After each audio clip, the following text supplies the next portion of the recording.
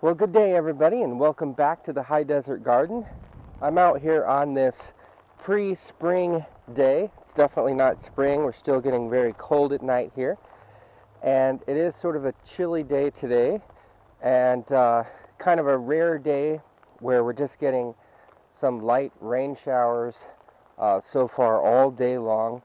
Um, and That's a rare day here in the desert. Usually we will get a flash flood of water for 10 to 30 minutes, and then it's gone.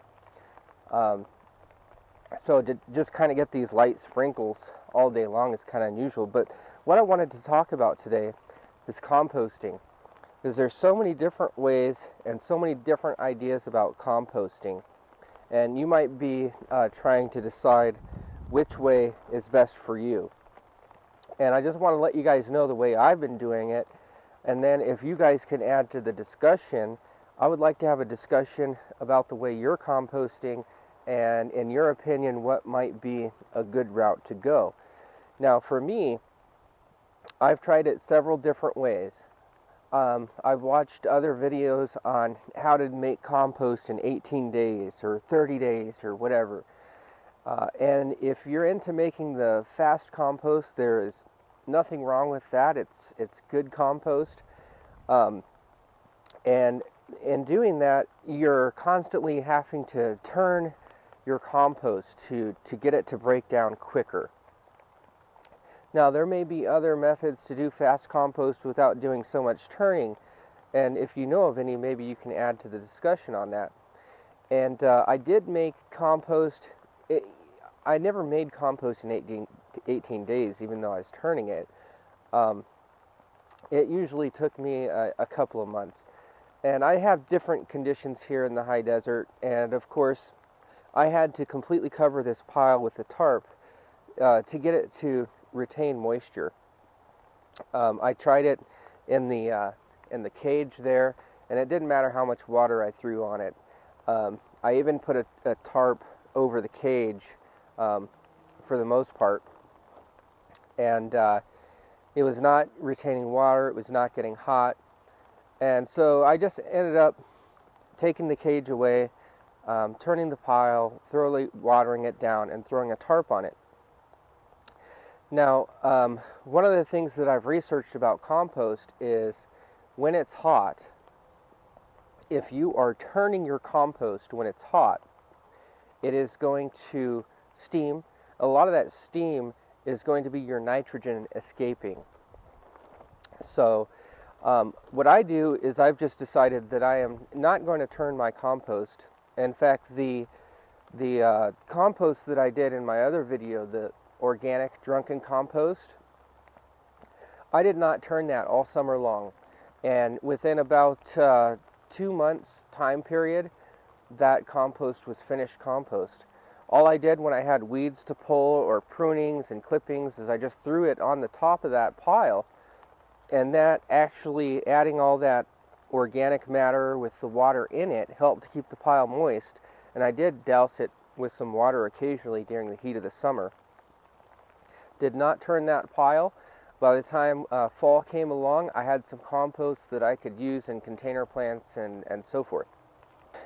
So with my pile that I do throughout the winter, I do try to get the pile hot by making sure that I add plenty of carbon and nitrogen, getting that ratio correct, along with the water, because if you don't have food, water, and air, the microbes are not going to thrive. You also have to have a certain amount of heat, because without heat, those microbes cannot move quickly. They're not going to compost quickly. They're not going to get hot. So I find the black tarp does help with that. And what I like to do is let my pile get hot, and then the pile will start to cool when it runs out of one of those resources. If it starts to run out of the water or air or food. And at that time, it's time to turn to compost. Or you could let it sit and compost. It'll just take longer. And we have a change of scenery because my camera decided it didn't like the cold and the rain. So what I like to do is get my compost pile nice and hot, and then I don't like to turn it until it gets below 80 degrees. And the reason for that is because you've probably turned your compost before or seen somebody turn hot compost and you see all that steam. One time back in the day when I was doing the fast compost by turning it, uh, every couple days, is I'd go out and I'd turn my compost and there'd be all this massive steam and everything everywhere. And what that is that's your nitrogen escaping. And nitrogen is, of course, one of the essential nutrients that you need to feed your plants.